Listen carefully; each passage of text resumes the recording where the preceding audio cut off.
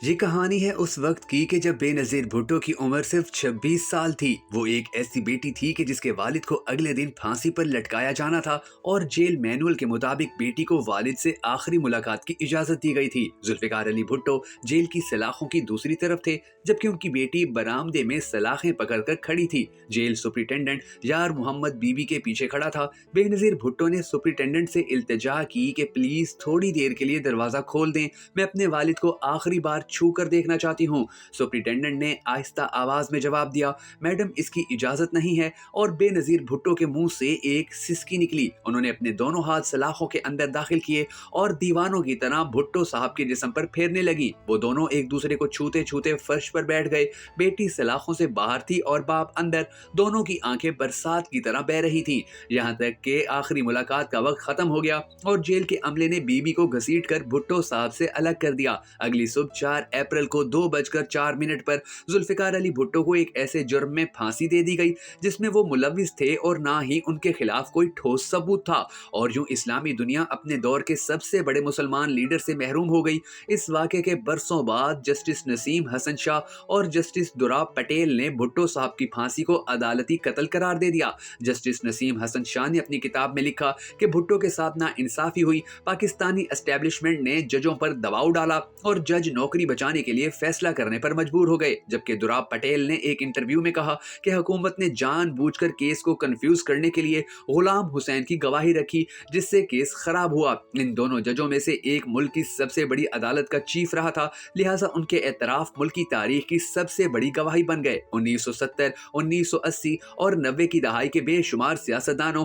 और सहाफियों ने भी अपनी अपनी किताबों में तहरीर किया कि जनरल ज़ियाउल हक ने इक्तदार पर कब्जा करने के लिए भुट्टो साहब के खिलाफ कत्ल का मुकदमा बनाया था और उस दौर की अदलिया भुट्टो साहब के खिलाफ एस्टेब्लिशमेंट के हाथों इस्तेमाल हुई थी। वक्त ने भी बार बार यह हकीकत सच साबित की। भुट्टो साहब बार बार बेगुनाह और अदलिया और उस वक्त की एस्टेब्लिशमेंट गुनाहगार साबित हुई, लेकिन आज तक उन जजों का हिसाब हुआ और ना उस दौर की पाकिस्तानी एस्टेब्लिशमेंट को बुलाकर पूछा गया कि तुम लोगों ने एक बेगुनाह शख्स, एक वजीर आजम और मुल्की तारीख के बड़े लीडर को फांसी क्यों चढ़ाया। वक्त गुजर गया मगर किसी ने जिम्मेदारों का तयन किया और ना हिसाब किताब। वो तमाम लोग बाद में प्रमोट हुए, आला ओहदों तक पहुंचे, जनरल आईजी और चीफ जस्टिस बने, रिटायर हुए और तबई जिंदगी गुजारकर कब्रिस्तानों का रिस्क बन गए। सोचिए तो सही कि क्यों आज सुप्रीम कोर्ट भुट्टो कत्ल केस सुन रही है। लेकिन उससे पहले सवाल ये है कि क्या ये भी जिम्मेदारों को जिम्मेदार करार दे सकेगी? जी नहीं, शायद ये भी जिम्मेदारों को जिम्मेदार ना कह सके, शायद ये आज भी माजी की बुनियाद सीधी ना कर सके।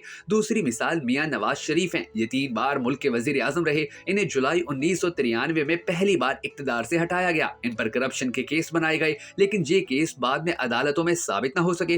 दूसरी बार इन्हें जनरल परवेज मुशर्रफ ने हटाया। इन पर हाईजैकिंग का ऐसा केस बनाया गया कि जिसकी सजा उम्र कैद या मौत थी। ये खानदान समेत मुख्तलिफ जेलों में रहे और फिर उस हाईजैकर को सदारती माफी देकर सऊदी अरब भिजवा दिया गया। यूं एक ही रात में इनके तमाम मुकदमे खत्म हो गए। वक्त ने साबित किया वो सारे केस भी झूठे थे और उनका वाहिद मकसद जनरल परवेज मुशर्रफ को यूनिफॉर्म में सदर बनाना था। और इस गंदे खेल में एक बार फिर अदलिया एस्टेब्लिशमेंट के हाथों इस्तेमाल हुई। सुप्रीम कोर्ट ने न सिर्फ जनरल मुशर्रफ को यूनिफॉर्म में सदर कबूल किया, बल्कि उन्हें आइन में तब्दीली करने का अख्तियार भी दे दिया।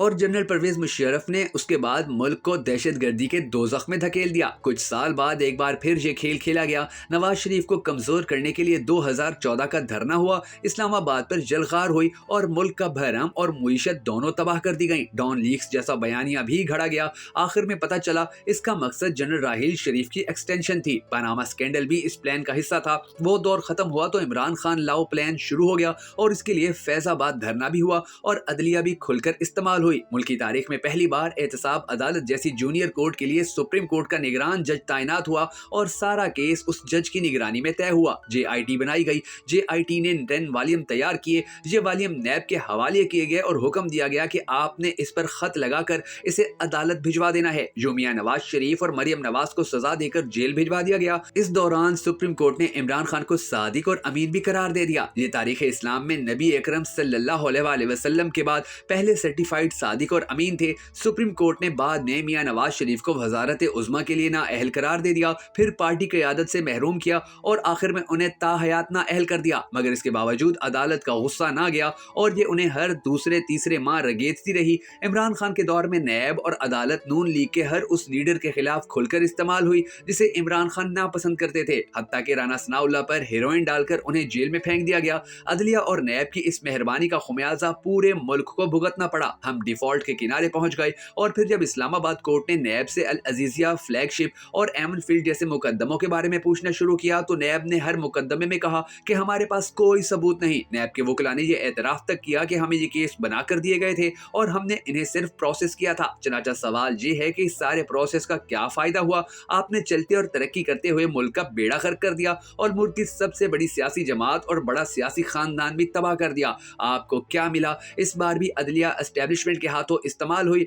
और इस्तेमाल के इस खेल में 5 चीफ जस्टिस के नाम आए। जस्टिस आसिफ सईद खोसा, जस्टिस गुलजार अहमद, जस्टिस साकिब निसार, जस्टिस उमर अता बंदयाल और मुस्तकबिल के चीफ जस्टिस इजाजुल एहसन। सवाल ये है कि इस्लामाबाद हाई कोर्ट से नवाज शरीफ की आखिरी केस अल अजीजिया स्टील मिल में भी बाइज्जत बरियत के बाद ये 5 चीफ जस्टिस कहां खड़े हैं? इनकी इज्जत और वकार को किसने दांव पर लगाया? इसका जिम्मेदार कौन है और क्या इनसे कभी कोई सवाल पूछा जाएगा? मेरा नहीं ख्याल इनसे कोई पूछ सकेगा। भुट्टो साहब और नवाज शरीफ के बाद तीसरे वजीर आजम इमरान खान का केस अडियाला जेल में चल रहा है। साइफर केस में अब इनके खिलाफ गवाहियां रिकॉर्ड हो रही हैं। 12 दिसंबर को भी जेल में साइफर के साथ साथ तोशाखाना का केस जेर समात था और जेल ट्रायल्स में अब इलेक्शन कमीशन की तौहीन, 190 मिलियन पाउंड और इद्दत में निकाह का इशू भी शामिल हो चुका है। क्या आज कोई शख्स ये गारंटी दे सकता है कि ये तमाम मुकदमे भी कल को एवन फील्ड, फ्लैगशिप और अल अजीजिया साबित नहीं होंगे? या मुस्तकबिल का कोई जज जस्टिस नसीम हसन शाह या जस्टिस दुराब पटेल की तरह ये एतराफ नहीं करेगा कि हम पर दबाव था